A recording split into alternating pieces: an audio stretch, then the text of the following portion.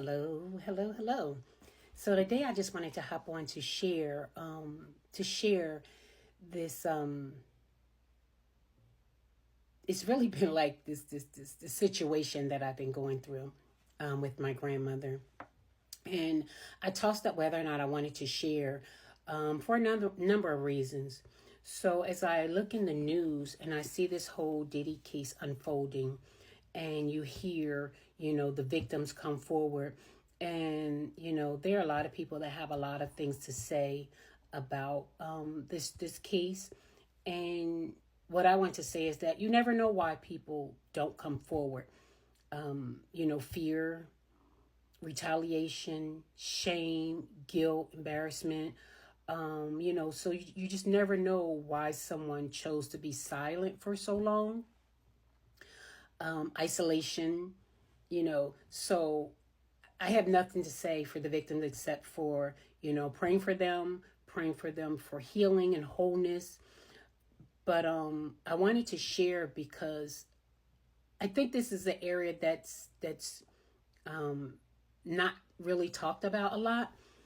And so my grandmother is 90 years old, and I just moved her from North Carolina to New Jersey. So my grandmother was in a nursing home in North Carolina. She has dementia. And so her sisters were taking care of her. They're 83 and 86. And so as they're getting older, they're having their ailments and whatever. So I had the conversation with them to say, hey, is it okay if, and they're like, absolutely, while we want our sister near us, we've done all that we can do. So they were excited that, we were willing to, just move her to New Jersey so that we can care for her. And so in the process of trying to move her to New Jersey, it was a long process.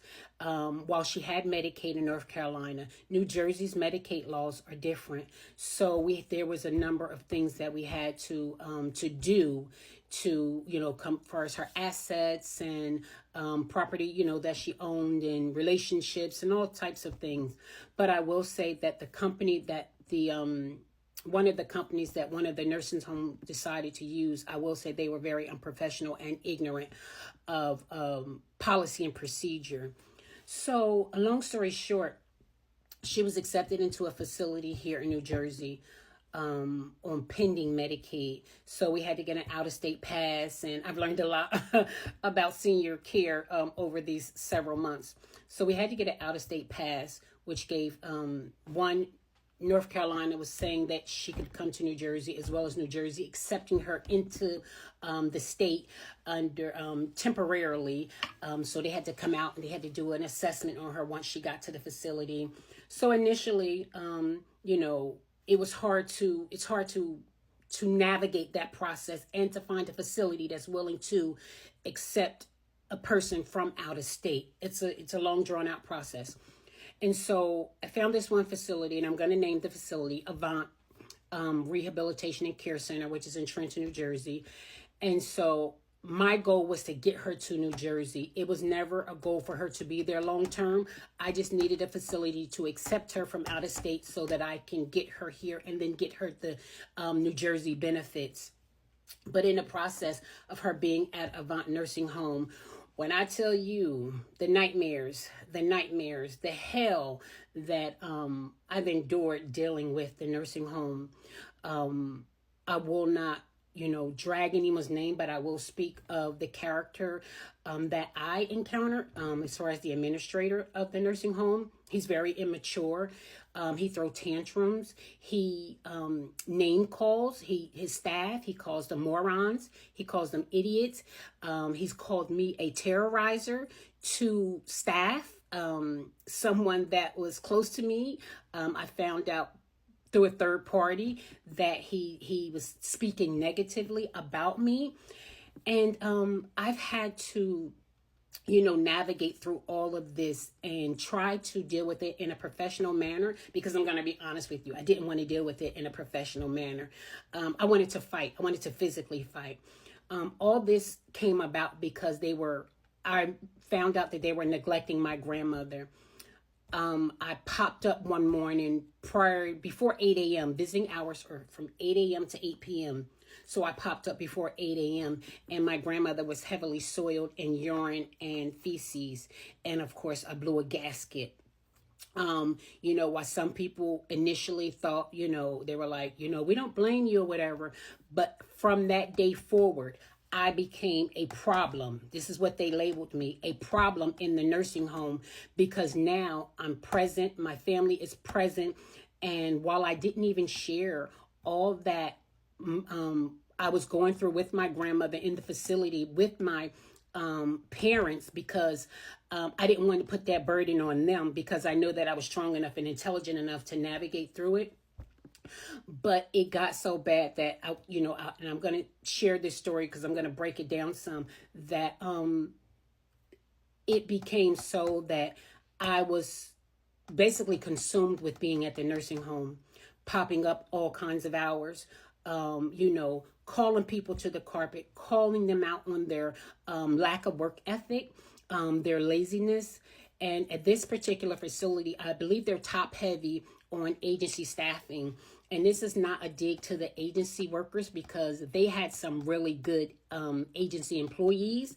But like I wrote letters to the owner, to the COO, Sam, to the CEO, Mecky.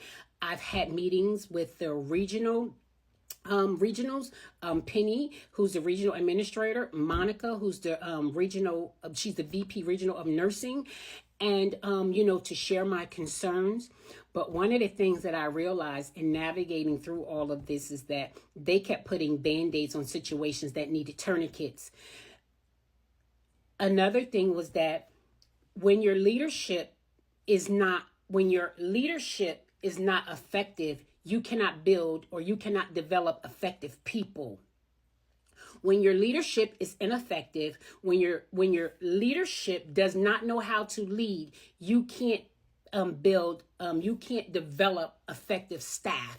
You'll never have a strong, effective staff. And so one of the things that they thought was that I was ignorant. They thought that, and I'm talking about their leadership, their administration level. They thought that based on appearance and based on my my initial outrage when I found my grandmother's soil, they thought that I was ignorant and unintelligent. And so I had to basically school them that no, I am book smart and street smart. And I had to tell the administrator, like, we can deal with this professionally, or we can deal with this any way you want to deal with it, because he was always throwing tantrums. His name is Yuri. Always throwing tantrums, and he threatened me at one point, saying that basically I couldn't come to the facility, and I won't even get into my response because it wasn't nice, but I just want to share more about nursing home experiences, and I want to say, if anyone has a loved one, family member, friend, I don't care who it is, in a nursing home, I need you to go and check on them. I need you to do pop-ups. I need you to report it to the state. I need you to report it to the ombudsman's office. I need you to write letters, because I need you to not be silent. Because when we are silent, there are people in these facilities who don't have family members to check on them. That means that they're neglected. So not only was I speaking up for my grandmother, I was speaking up for people that I knew who didn't have relatives visiting them, because one of the things that I knew for sure is that I'm never scared. You know why? Because I know who my God is. And I just have a mentality that I can't watch people be neglected. I can't watch people be mistreated and not say anything. And when I think about this is a history of me when it comes to the work environment or relationships. I don't like to see people mistreated, because I just have a heart for people. That's just who I am. That's just how God created me. Now, can I get? I absolutely can. But I want to follow up more and have more conversations about nursing home care. And if someone is dealing or struggling with, a nursing home, inbox me, message me, because I would love to have more dialogue, and I'll be back with more conversations.